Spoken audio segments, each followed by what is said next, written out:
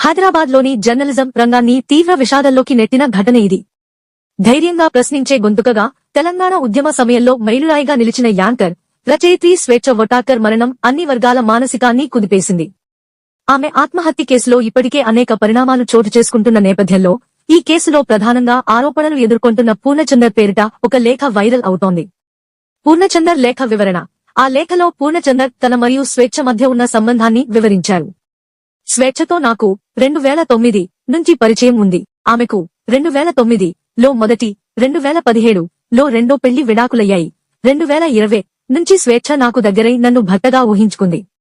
ఆమె కూతురు అరణ్య బాధ్యతను నేనే తీసుకున్నా. పెళ్లి పేరుతో మోసం చేశానన్న ఆరోపణలు అవాస్తవం అని స్పష్టం చేశారు. అయితే స్వేచ్ఛ తండ్రి శంకర్ మాత్రం విభిన్నంగా అభిప్రాయపడుతున్నారు. పూర్ణచందర్ మా కూతురిని పెళ్లి చేస్తానని నమ్మించి మోసం చేశాడు. చివరికి పెళ్లి చేయడం లేదన్న ఉద్దేశంతోనే ఆమె ఆత్మహత్యకు పాల్పడింది అంటూ ఆయన ఆరోపించారు. సమాజాన్ని మేలుకొలిపిన గొంతు అకాలంగా మూగబోయింది. స్వేచ్ఛ ఒక యాంకర్గానే కాకుండా మంచి రచయితగానూ పేరుగాంచారు. ఆమె ఇటీవల ఓ మ్యాగజైన్ కు రాసిన కవిత అందరినీ కదిలిస్తోంది.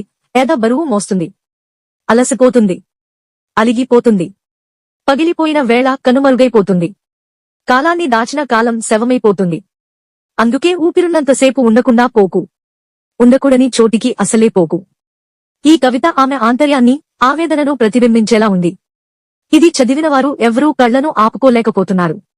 ప్రజల మనస్సులను తాకేలా ఎన్నో వార్తల ద్వారా చైతన్యం తీసుకొచ్చిన స్వేచ్ఛ సమాజాన్ని మేలుకొలిపే గొంతుగా నిలిచారు.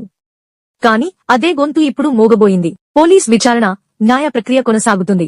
స్వేచ్ఛ ఆత్మహత్య కేసులో కీలకంగా నిలుస్తున్న పూర్ణచందర్ ఇటీవల తన లాయర్తో కలిసి చిక్కడపల్లి పోలీస్ స్టేషన్లో లొంగిపోయారు. ప్రస్తుతం ఆయనపై పలు సెక్షన్ల కింద కేసులు నమోదయ్యాయి. పోలీసుల దర్యాప్తు కొనసాగుతున్నది. ఈ కేసు వెనుక ఉన్న వాస్తవాలు త్వరలో వెలుగులోకి రానున్నాయి. అంత్యక్రియలు, కన్నీటి వీడ్కోలు.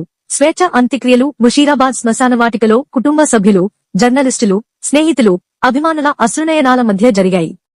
ఆమెకు సమాజం చేసిన వీడ్కోలు మౌనంగా కనిపించినా హృదయాంతరంగా వేధించేలా నిలిచింది. స్వేచ్ఛ పేరులోనే ఉన్నది.